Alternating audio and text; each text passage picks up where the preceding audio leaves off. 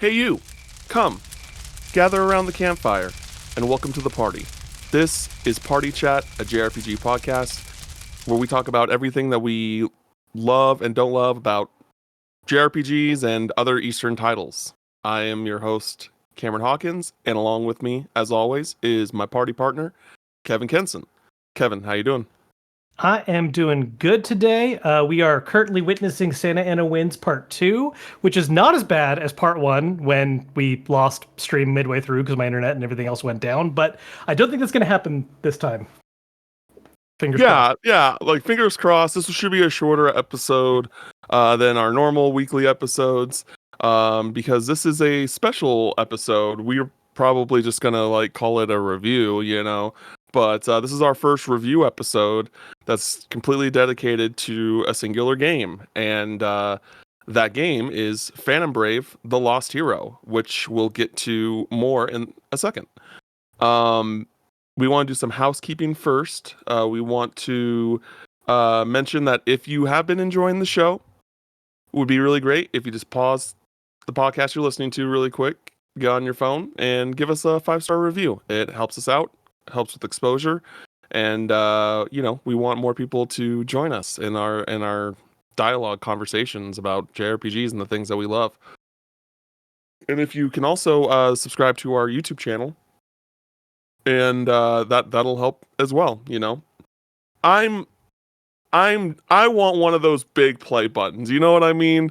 I know, Kevin, you've got at least one, and I'm like, They're you know what? smaller now, man. They don't do the big anymore. They don't do the They're big like ones little, anymore. They're like Oh, they're smaller now. I think if you hit like though. the big numbers, it's still huge, but like the silver plaque now, nah, it's not what it used to be. And how much is that for? Is that like 100,000? Yes. Mm. Yes. That's probably a long time down the road, but it'd be cool. I would like to see it like in the background. You know what I mean? Just being like, yeah. It would be. And then you can also support us on Patreon, where we have paid tiers that give a few rewards, getting our weekly episodes a day early. This is not the case because we have an embargo, so we had to release this episode at a specific day and time. But we also have an exclusive Patreon, which has been it's kind of been popping with like not a whole lot of people in there. Like, admittedly, we got like about 15 people in there, but it's popping in there. It's a good time talking about JRPGs and like other stuff too. So that's been really, really fun. I've been really happy about that. And then we also do monthly Q&A, where Patreon members can ask us questions for an exclusive episode that's on our Patreon. And we have Campfire Catalog, our book club type podcast, where our first episode is going to be on Chrono Trigger. So a lot of really cool things for those that are wanting to help support us on Patreon, so we can help better our show, better our coverage. We let us travel to events to cover things. All of that super beneficial. And the last thing is, if you're watching on YouTube right now, or even if you're listening on your podcast, while you're pausing that button to give us a 5-star review, go over on youtube.com/Kevin Kenson and give him a subscribe. It's the year of the Switch, so surely he's going to get an influx in Twitch subscribers, and we want to get him to 1 million before the end of the year. You don't think so? You're thinking, you kind of gave me a look like, because you said Twitch. Oh, did I say Twitch? Yeah. YouTube. Yeah, YouTube. Yeah, on YouTube. Yeah, no, it's good year. I'm excited for it. I'm so pumped now that it's like out in the air. Last time we recorded, we just like thought the announcement was coming, and we'll talk more about this in the proper podcast that we'll record later. But yeah, I'm so happy to have that thing out in the open, and now it's just like it feels like go time.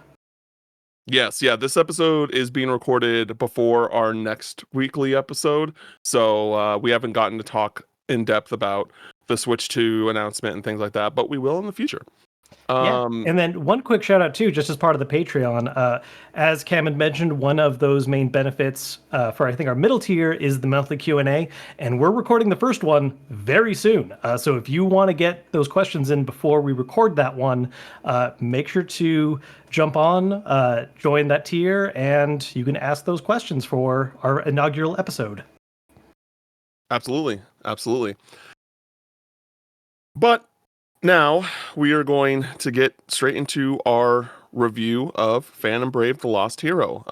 If this is all this episode is going to be on, so if you have absolutely no interest in Phantom Brave: The Lost Hero, then feel free to not listen. But if you're also curious, and you want to get exposed to some more niche JRPGs, this is a great episode for that because I do think that this game does fall under that umbrella. For sure. First thing I want to do two things really quick before we get into it. I want to do a disclaimer that back in September I did do some promotional content for this game. I did a panel with the scenario writer.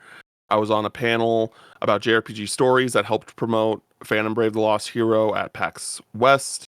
I have done, work with NIS in the past. So if you think that will conflict my feelings about what I say about this game, then feel free to not listen at this point. But I'm telling you that will not be the case. I'm going to be completely full front, completely honest, and about this game, how I feel about it. I've also done zero work with Nippon Ichi NAS, so I'm just going to ask all the hard-hitting questions. I don't care. I got nothing. Yeah, exactly. And then the other thing I want to do is just thank NIS for sending us a code. Obviously I'm in good graces with them because of my previous work, but we're also still in reality of things, a very small podcast with not a whole lot of reach currently. And so it's always really nice to see notable companies give small creators opportunities like this. So thank you so much to NIS for that. And now, Phantom Brave: The Lost Hero. So I have played probably around. I haven't finished the game. So if you think I do think there's a discussion to be had, like should you review a game if you haven't finished it? I think when it comes into a written format, I like in a more traditional journalistic format, I think you should. I think with podcasts, it's a little bit easier, it's a little bit more free flowing. And it is a game that I do want to finish at some point this year.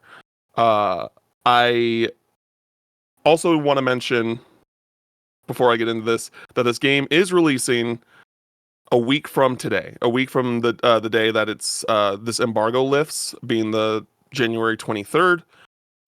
It is coming out on January 30th, and it's going to be on PS5, PS4, Nintendo Switch, and Steam. If you are interested in this game, after I'm done talking, we're done talking about it. I'm the one that is reviewing it, but we're both discussing it. I got some questions, so don't worry. Yeah.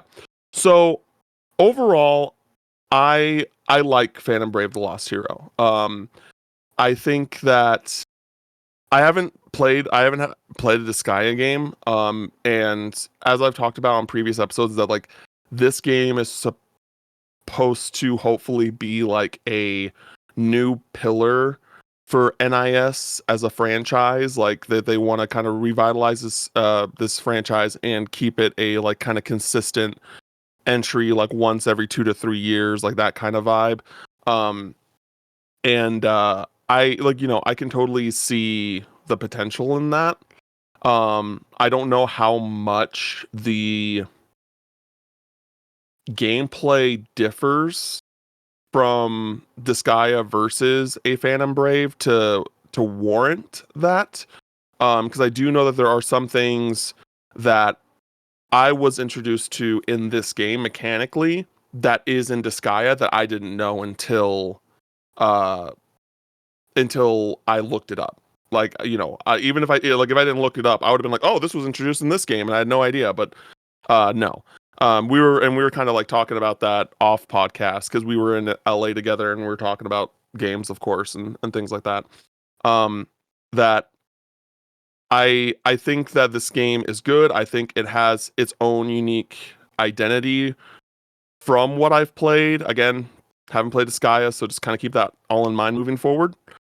That I totally see a future for this franchise moving forward in that aspect that NIS wants to accomplish.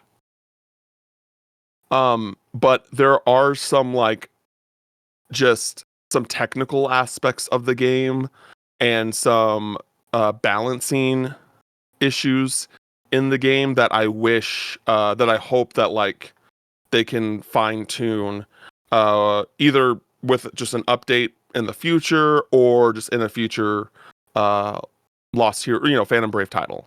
So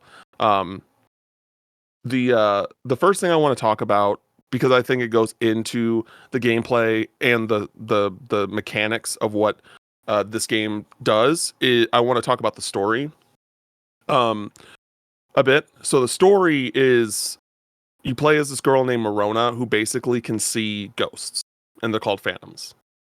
And she is able to summon these phantoms after befriending them in battle. And so like your units are basically phantoms outside of yourself. And you use general objects on the field to summon them. So like there can be like some grass or a rock or a tree,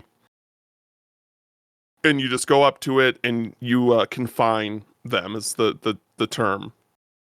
And one of the things that's cool about the confine system is that there will be certain items that will kind of like have arrows pointing to other items, and it's basically like, oh, this unit or like this item, if there's someone that's confined to it, it will give those other items or those other units, that are confined from those items, a buff of some sort. So like that's a cool little thing that it does. And there are just general buffs too. Like it'll show like, oh, this stat will go up if you confine here. So like if you have like a wizard or like a witch, I think are the two like mage classes, you can just go to like where their intelligence, like, oh, their intelligence goes up, and you can like confine them, and they turn into, they appear. And so like that's really cool. They play with like that stuff a lot. The thing that I think is the most challenging as someone who again likes tactics games but aren't super great at them is that once they're summoned, they have a turn timer basically, where like after a certain amount of turns, they disappear and you can't use them for the rest of the game.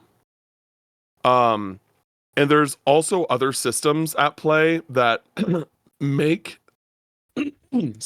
make the whole like not being able to use units kind of weird, where because like people can get like knocked off the map, right? And normally if they get knocked off the map, um they'll come back and they'll just like lose the health that they lose. But if you get knocked out while being knocked off the map, the unit's just gone. You can't, because there are ways to revive units. But if you get knocked off and knocked out at the same time, it's over. It's just like so you do really have to think about what units do what things, and because there isn't a huge variety in the kind of unit design of the enemy characters. So you kind of can easily remember like, oh, this redhead dude will like knock me up into the air, slam me on the ground, and I'm gonna go flying. And so there are ways, that you can learn like, oh, I need to like focus on this guy, or like, do like long distance things to try so this guy dies before he tries to get close to me, things like that. But anyway, story, back to story. So yeah, so she can confine and she can like bring things into the phantoms into existence as units. And then you meet this girl, Apricot, who's this like little pirate girl who is dead.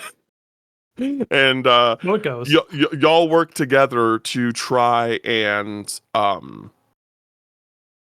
find Ash, who is Morona's like best friend slash protector of sorts. If you played the first game, like he's basically like the guy that Morona's parents like kind of like bequeath, like, hey, we're gonna die, take care of Morona. And so he's just like kind of her protector of sorts. But she gets separated from Ash in the beginning of the game, meets Apricot, and Apricot's also just like, I want to find my dad, who's like this kind of notorious like pirate captain. And so they're working together to find out where they are. And so in this game, they introduced a new system called Confriend, where Morona can fuse with a unit to become like a stronger version of them, and they can also go twice in a turn. So there is a lot of value there. I haven't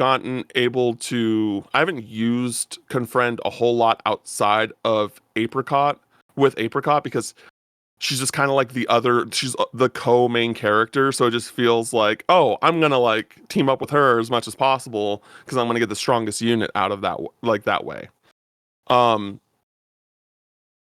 But yeah, and there are other things that Morona can specifically do. Like everyone can like kind of like throw objects, whether it be like the weapon in their hand or a different thing. Like it's the game focuses a lot on like picking up and dropping weapons, which I appreciate it because it's like different, but also it's just like, oh, this really affects the like what your turn is going to be, because like I feel like the damage output in that game is like 0 to 100. Like you can get into fights where like, oh, you're basically doing no damage to this person, or like they're doing no damage to you, and then in the next turn it's just like, oh, 3/4 of your health is gone, and it's just like, oh crap, what do I do now? Like I'm screwed. But yeah, and so I think like the way that they implement the new Confriend ability is cool. Like Confine is very much like what it was in the first game. A lot of what the kind of minute to minute gameplay from the tactics standpoint is very much like the first game, but just a little bit more modernized. And one of the things going into the combat that like really frustrated me was that like, because how the movement works is it is area based. It's like radius based. It's not tiles. Mm-hmm. And so there'll be times where I need to back up, like I like kind of overthought things. I need to like reset.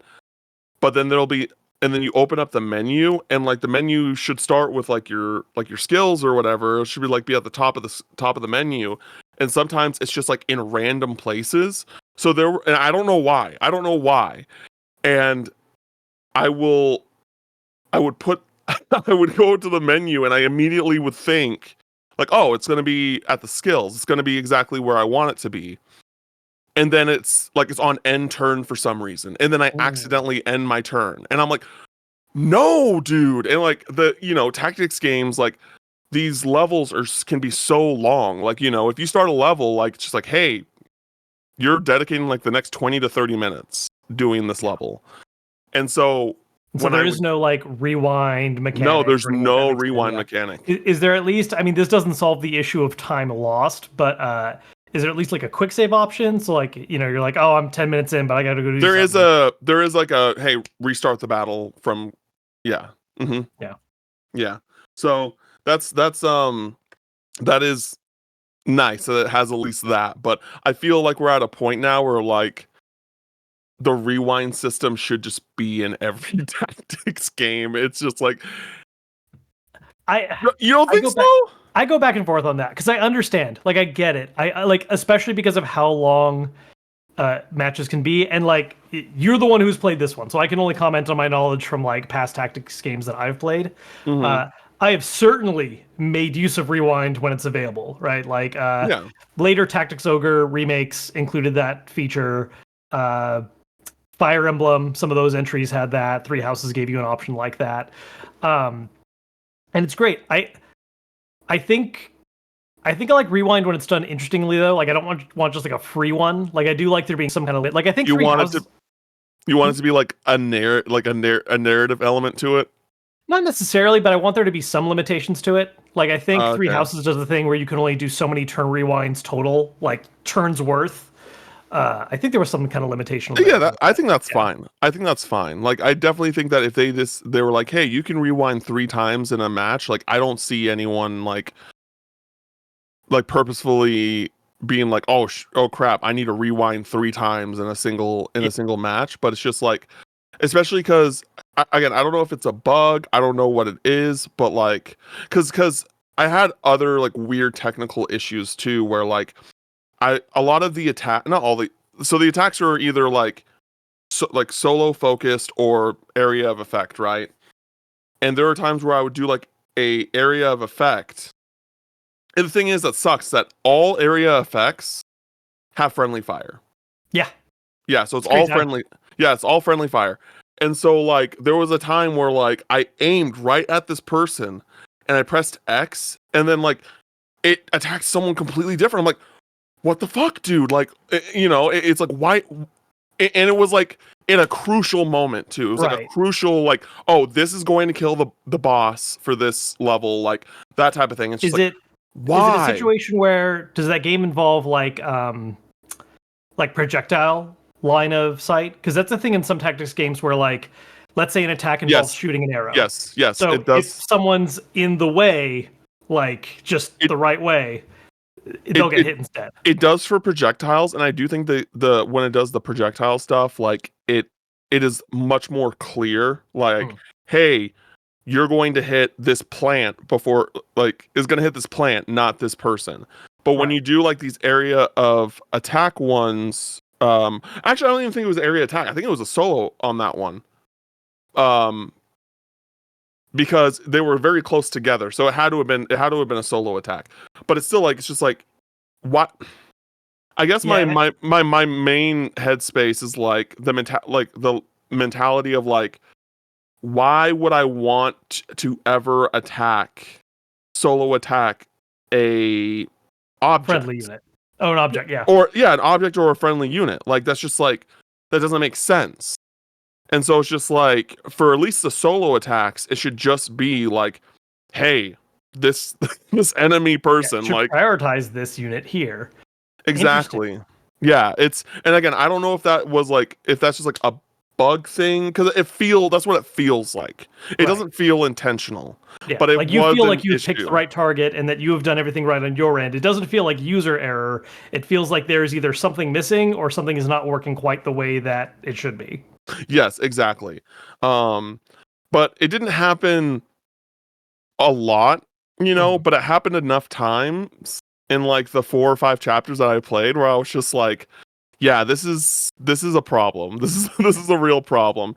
Um, but yeah, overall, like the combat, it's fun. And again, for me, I would really love to see your kind of viewpoint on it eventually at some point if you can get to it because you're more of the tactics guy, right? Like I Right. reviewed this game because like I'm more NIS on that Yeah, side of you things and you like know people there. I have no connection with NIS right now. So like it made yeah. sense that you got a code. Like yeah, like cool. Yeah. So just like, and again, I do like tactics games, but I also like to hear from people that are more knowledgeable than I am to like get different viewpoints and perspectives. Sure. Um,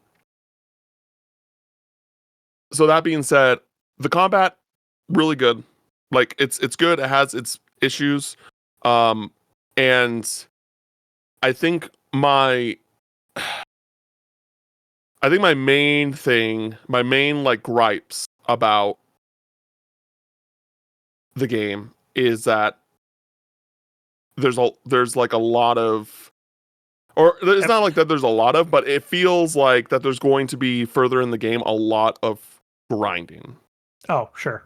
Um, and when these games are so like these battles are so long, that is where I start to check out. That is Yeah. where I start to be like, okay, I can't play this like consistently for this long because I don't feel like I'm progressing in a gratifying way. And I think we talked about this in a previous like just general episode, but like I'm at the point in my life where like I need games to respect my time. And I understand like that the developers like, hey, we want this to be worth the money you spend. And I totally get that. Yeah. But for me, it's just like, nah, I want this to be kind of like let's get through this, you know? Yeah. Well, I will definitely say that like the NIS tactical RPGs like Disgaea, as well as like even older ones with La Pucelle and the first Phantom Brave, I would say a lot of those do tend to favor either some combination of grinding and system mastery, where like there are certain cheats in a way, like built-in intentional ways for you to just like really increase power levels quickly, Mhm. and then do silly things. Like the first Disgaea, there's this whole thing where a lot of the main game is very, very grindy, where you're just like really trying to keep up with power levels. And then once you figure out how item world works, you just give everyone the most ridiculously insane overpowered equipment to where it even becomes kind of an in-game joke where there's hidden bosses that are level 9,999, but you don't need to be that level because you have ridiculous equipment. And so that is a kind of somewhat of a hallmark of like the framework for those games is that there tends Mhm. to be like kind of a grindy phase, and then sometimes there's a I here's am how to just God. break the system. Yeah, like Yeah. there's just going to be a part where you now like you have figured out how stats and things work, and you're just going to break it on you. That makes sense. That makes sense.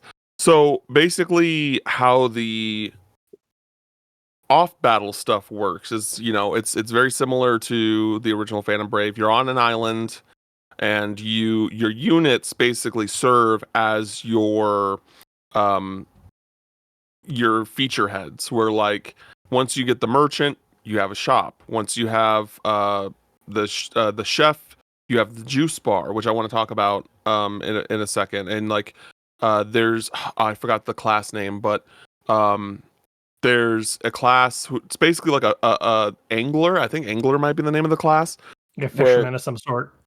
yeah, where you can basically salvage you can send them out to try and salvage different goods like from the water, and like those are all like really cool. I don't know if they're like super necessary because it's just like why can't these features just exist? Why do I have to like just decide to summon this one character that doesn't add anything to the story, that doesn't provide anything outside of just being a unit to unlock this feature? Mm. I felt that way about the first game. I still feel that way about this game. But I do want to talk about the juice bar because the juice bar is really, really cool. And I did later learn that it is something that's been in Disgaea. I don't know how long it's been in Disgaea, but they brought it over to this game, and I really like this feature. And this is a feature I would argue that should be in like this should be like a standard in all tactics games, where you go to the bar and you can basically, I think it starts off as like a 60-40 or a 40-60, where you can basically reserve 60% of all the XP that you gain to then allocate to specific Mm. units that you want, Yeah. instead of them just like whoever's on the field taking them, which is really great just because like there are, again, because of with the remove system and like depending on how the map is designed, like you may not get you pretty quickly get like a decent amount of units where you're not gonna probably use all of them uh from like every fight. And on top of that, like you're not gonna it's hard to like have everyone out all the time so they're like consistently getting XP. Yeah. So this is like a really nice resolution to that. Like Yeah. Go it's a ahead. catch-up mechanic. It's like, Yeah. hey, like you have your cool units that they land most of the kills and they get XP and great, but it's like, oh, I got new guy and I really want new guy to be used, but new guy's also 10 levels under everyone else. So Yeah. here's some juice, like catch up. I will say that I'm pretty sure everyone gets XP when you kill someone. It doesn't matter. It Okay, doesn't have to be the person who. It's not like Fire Emblem. It's not like Fire gotcha. Emblem. Um, and so, which is another thing I like. Yeah. I like that everyone gets XP.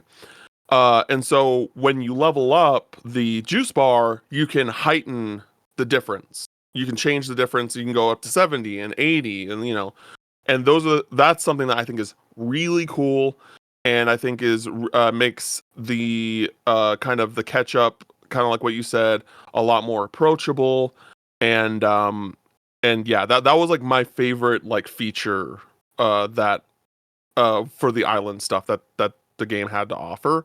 But it also had like they also did have like a ship mechanic, right? Because you're pirates, you have this ship and like all these different ships.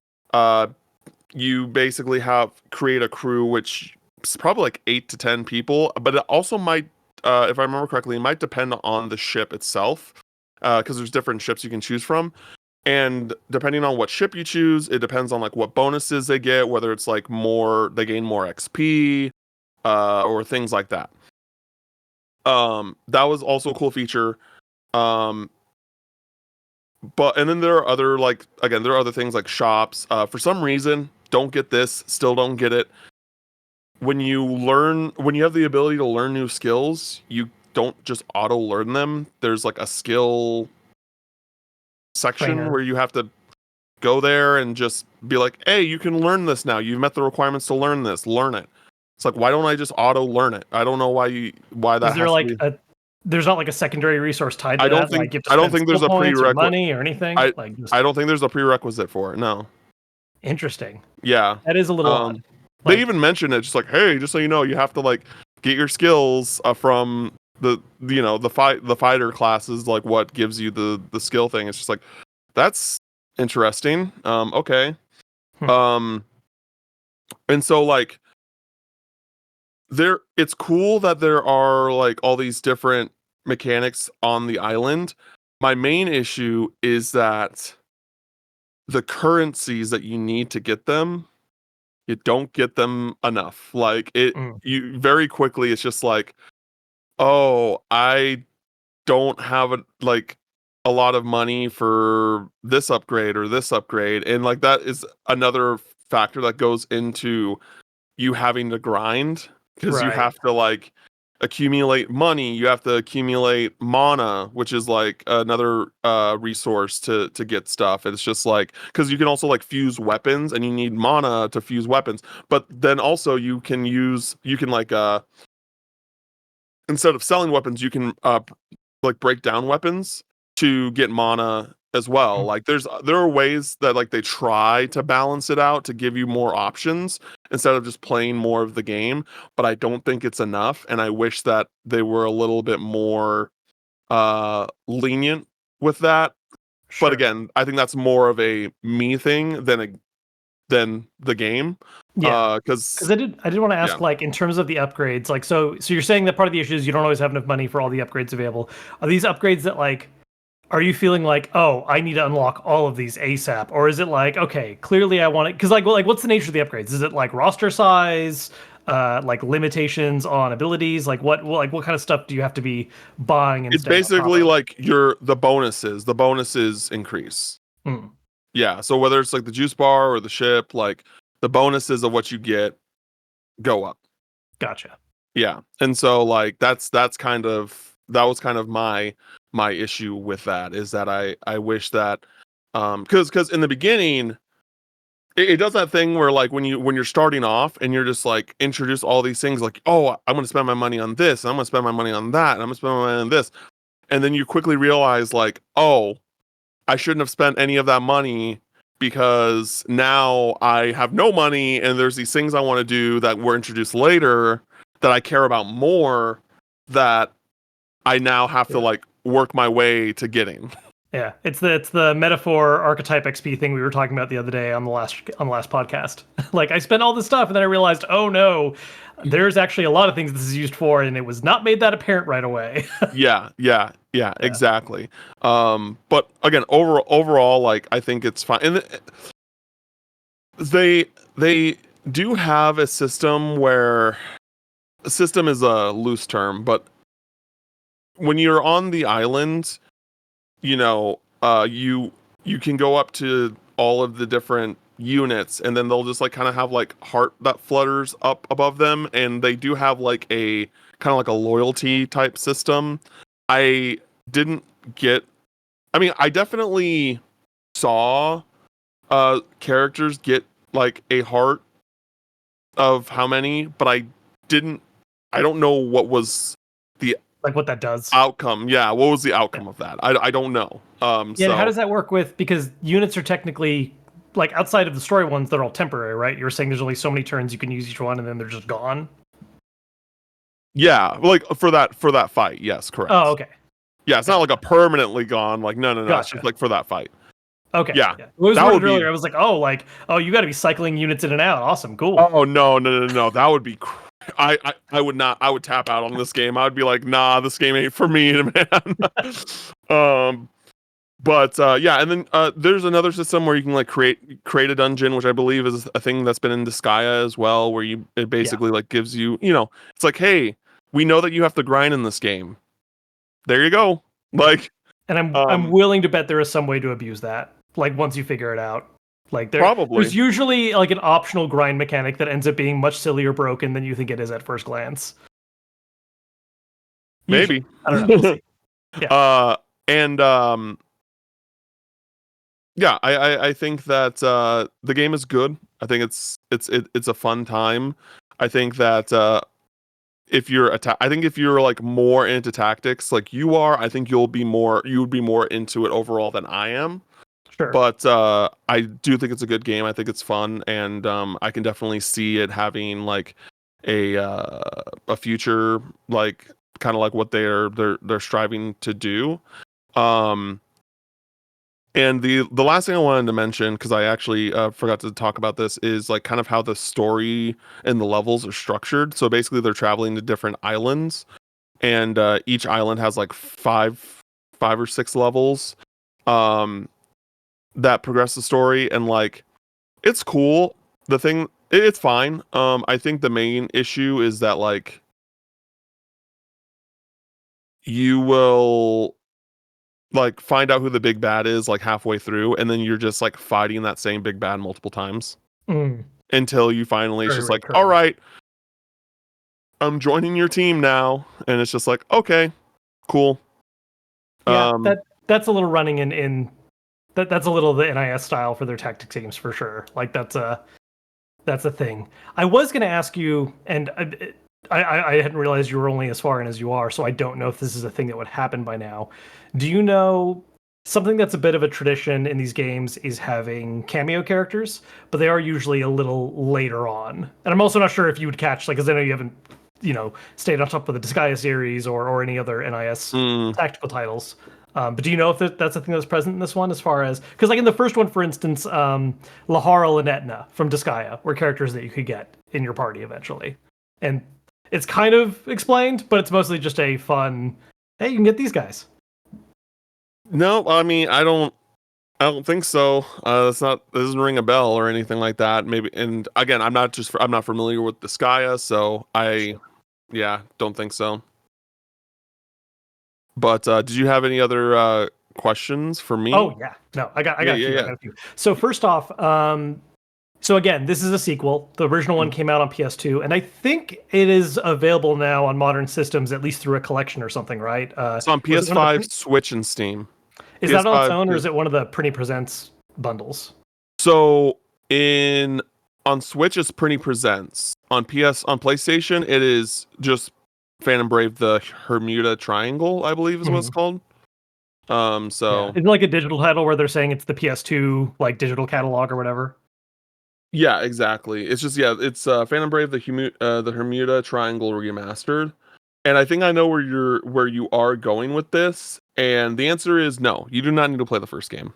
Yeah, You can like just you can hop just in. dive right in. Yeah, I do think that there is a real issue with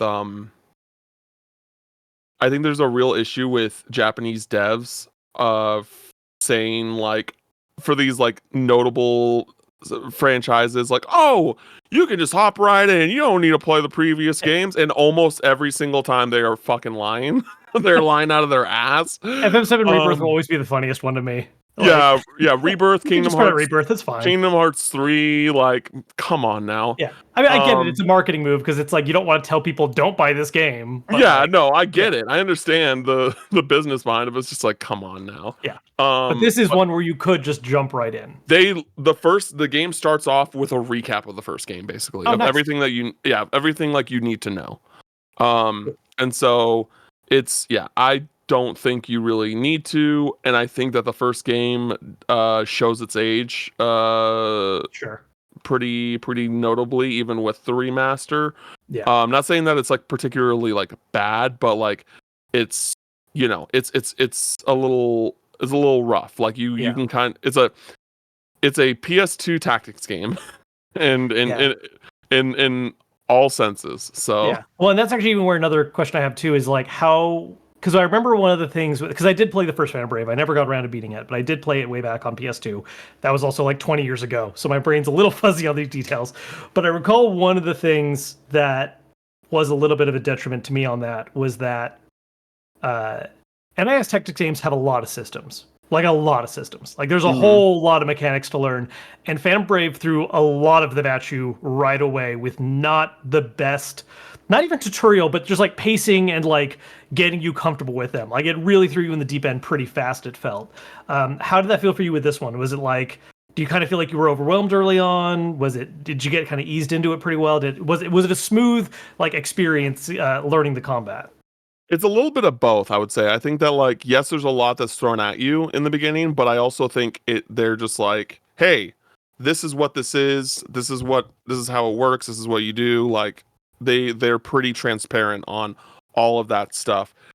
Speaking of which, I'm really glad my brain remembered this because even forgot to put it down on my notes. So I'm glad I remembered this. There is a pretty substantial thing in combat that's new to this game, as far as I'm aware, that is really cool. It's like one of the best parts of the combat outside of the confriend system, and it's the gadget system.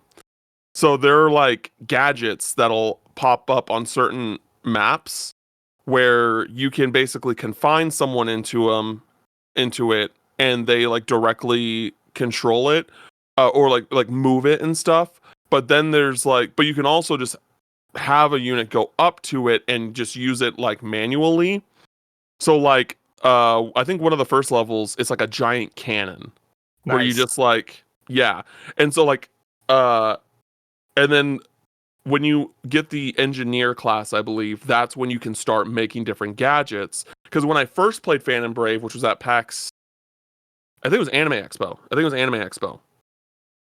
I was introduced with Apricot for having a giant mech, like a diva mech, where it's like a giant barrel with legs, and like she controlled it and she got inside it. And I was just like, oh, this is such a unique, like, cool tactics character. Like, I really, really like this. And then I found out as the game kind of went on, I'm like, oh, that's not like her thing. That's just kind of like a mechanic that they used in the game, but they didn't like pitch it that way at first. Right. And I was just like, I kind of wish it was like that though. I kind of wish it was a like, hey, this pirate girl just uses like mech stuff, and like I don't know, like it would have added to the character personality a bit if they did something more directly for that character, especially because she is like a co-protagonist. Like I would have really liked that. But yeah, so basically you can create these different gadgets and then they can get implemented into battles, and it's really cool. It's really fun. It doesn't change anything with the confined system. Like once it goes away, like once the Phantom needs to go away, they go away. Like so you still have to kind of figure things out, but like it's a really cool thing that just like adds to the layers of the combat. And I Yeah. wanted to shout that out specifically, but it also falls issue with, again, money, getting the upgrades, like things like that. That's the stuff that's like, dang, dude, like there's just so many like different notable things that I want to upgrade, but it's just like I just don't make enough money. I don't make enough of the currencies. So Interesting. When it comes to the story, because this is another thing with, thinking back to the original one, like especially if you're coming from like Disgaea, mhm, that is a series that is very over the top silly. Like mhm. just constant jokes, all kinds of humor, just left and right, slapstick moments, etc. Uh, and at least the first Phantom Brave, well, it wasn't devoid of that. Well, it did have like a little bit of like humor and stuff here and there. It was overall a way more somber game. Like the tone of that title was way more somber just right out the gate. Like very almost slightly depressing at the start because you're just like, oh, I'm playing as this little girl who sees ghosts and everyone hates her because they think she's possessed and this is just her life now, trying to get by as an orphan. And here you go. Like it is not like the most cheery, upbeat tone right out the gate. Yeah. How is that tone wise for the second one? Like, is it still that kind of slightly more somber vibe? Is it a bit more upbeat and jokey right away? Like, how's it I would feel? I would say it is more upbeat. That because like at this point everyone likes Morona, like she's kind of saved the world, and like they kind of like go over that in the intro, and but it's also and I think part of it is also like the art style. Like it's kind of hard to like it's a little hard to take these like potentially dark ideas seriously because of how it's so like Bright. just bright and colorful Yeah. and things like that. Uh, I think that I think it's fine so far, but I do know that they were really, Giovanna was like the kind of face of this game, and he's the scenario writer, and like, so I think that they really wanted to make a notable, memorable story from this. I haven't gotten to that point as of yet where I feel anything like that, but I do, again, I want to see the game through. It's probably a game that I'm going to slowly but surely progress throughout the year. Um, but I do want to play more of it and see how I feel once I actually get to the end, and we can kind of revisit that on a weekly episode. Uh, but I think that, yeah, I think it's more like it can be jokey, it can be cartoony, but it can also be a little serious. It's also just like Morona and Apricot's voices are just so like high pitch and high Right. like it's just like it is a little hard to kind of take the seriousness in when it is being serious seriously because Yeah. of like how everything is presented like that. um so that's kind of how I And see it, but so far. yeah. And then real quick, just like specific question to something you just said. Language options. Were you playing primarily in English, and does it give you the option to do other languages, or is it just like English only? uh I was playing in English. I don't remember if it does offer Japanese, but I would also be surprised if it doesn't. It's a lot more common these days for sure. Like there was a time Yeah. you couldn't really expect that, or it'd be like a DLC or something, but it's become a lot more standard. Yeah, and I do think it is cool that like the original Morona and Ash from the original Phantom Brave after all these years are like came back to voice those characters. Nice. So like that's because sometimes when like games are like out, like IPs are just kind of like dead in the water for so long, and then they come back, they like recast, or like the Sure. people aren't able to do it anymore. But like Yeah, people it's retire, people aren't around anymore. I mean, I mean, again, yeah, 20 years. Like the first one came out in 2004. It's 2025 now. Like it's been a while. Stuff happens in 2 decades. yeah, and I do think that they do a good job at making Morona feel like a very likable character, like a very likable protagonist, like a very charming like little girl protagonist. And I'm like I'm interested in seeing how the rest of the story plays out. And I do think it's definitely a game like worth checking out, especially if you're trying to like get that tactics itch and you want to play something that's more recent. Like I think Phantom Brave is a good option for that. but there's definitely like fine tuning that needs to be done. That sounds like just kind of applies across their tactics line of games, not just like this game in particular. So yeah, Nice. that's it. We did it. This is a first. I think we did. I don't have any other. I don't think I have any pressing questions. I'm definitely interested though to like give it my own spin too, because I'm very curious. Like, I actually want to like set back up the original, dive in for a little bit just to like refresh my memory on that. Yeah. Because it is interesting too that because as I recall, I think the first one was grid based, and then this one is the free motion. You were saying, right? Yeah, it's kind of like how it's kind of like Kingdom Battle versus Sparks of Hope. I think if I'm remembering correctly. Yeah, where like you actually, it's not square grid by grid movement. It's like you just have however much range you can move. That's where you can go to. It's range based. Yeah. Kind of like Trails, but like not as a Trails isn't like a like a full on tactics game like that. Sure.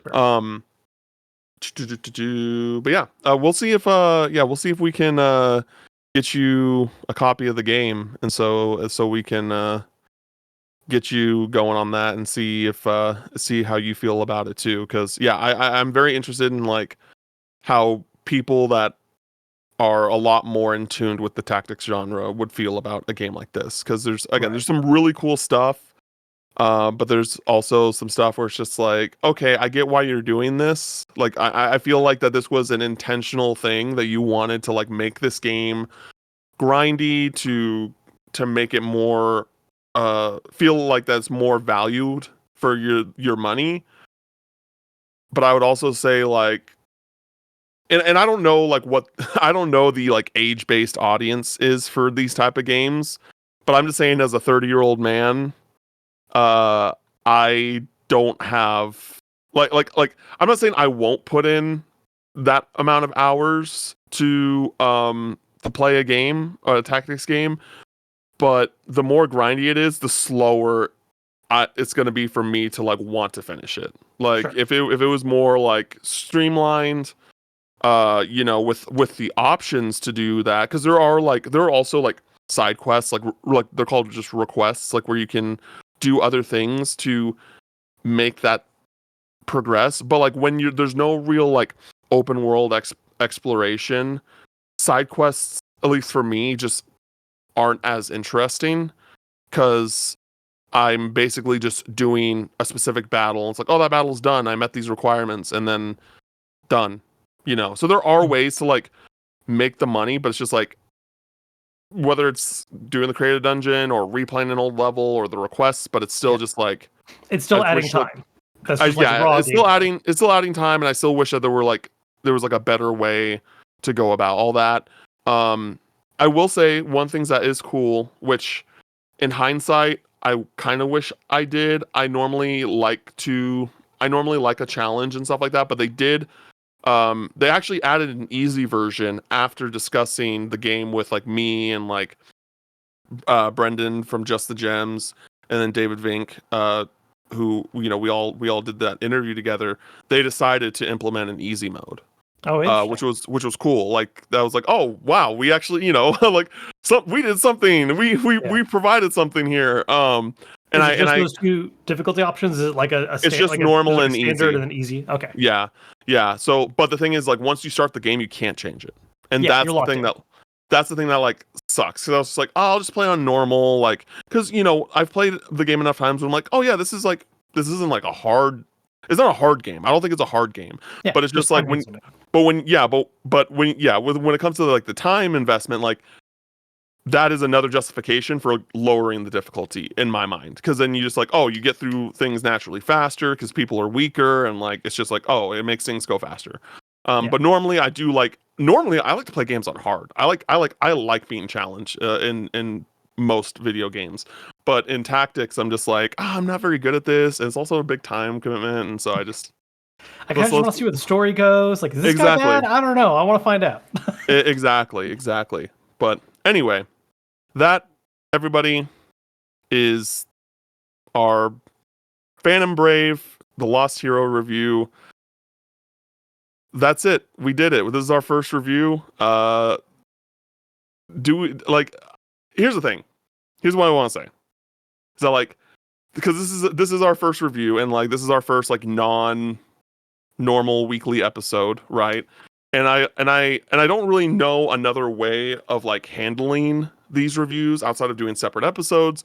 Because if not, we would just get the reviews to y'all late, and also like, you know, when we get these opportunities, it's kind of goes without saying that these companies want our reviews to go up at embargo. They want everything to come out right when it's available, and things like that.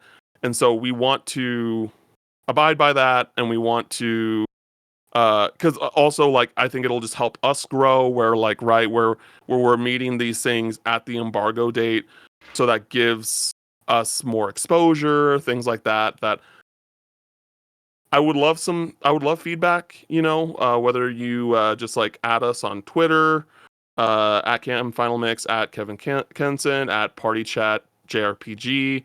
Like you can do any of those and just kind of give your thoughts on this. But in the Discord as well.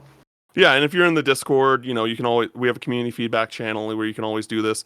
But this is kind of like how we're seeing our review stuff structured moving forward. It's just like there's these separate episodes that that will come out when they come out, when the embargo is available, because like we just think that's kind of like the best way for it all to make sense, and we meet like those companies and their opportunities, the expectations that they have for us, and also like it just makes the most logical sense to us, at least from our conversations. But if there's something specifically that you're curious about, or if you have or any sort of proposal that we may not think of that makes sense for us, that fits under like checks all the boxes, because again the main thing is just like we want to make sure that these reviews come out when the embargo goes up. So yeah, we would love any feedback on that, or just the podcast in general, outside of the obvious things like me me talking over myself and rambling sometimes. But that's a work in progress. But anyway, Kevin, do you have anything? No, I think I'm good. At least today. We'll have more to talk about soon. We got episode 4 on the way that we'll be recording soon. So yeah. If you're listening to this, you probably have episode 4 out now at this point as well, because I think it's like an hour difference from like our normal upload time in this embargo. So like this should have gone up first, and then we have episode 4 where we'll be talking about a bunch of other things. Your regularly scheduled programming, to say the least. But yeah, so that's it. That's our Phantom Brave, the Lost Hero review. I'm Cameron. That's Kev, and we'll see you next time. Later.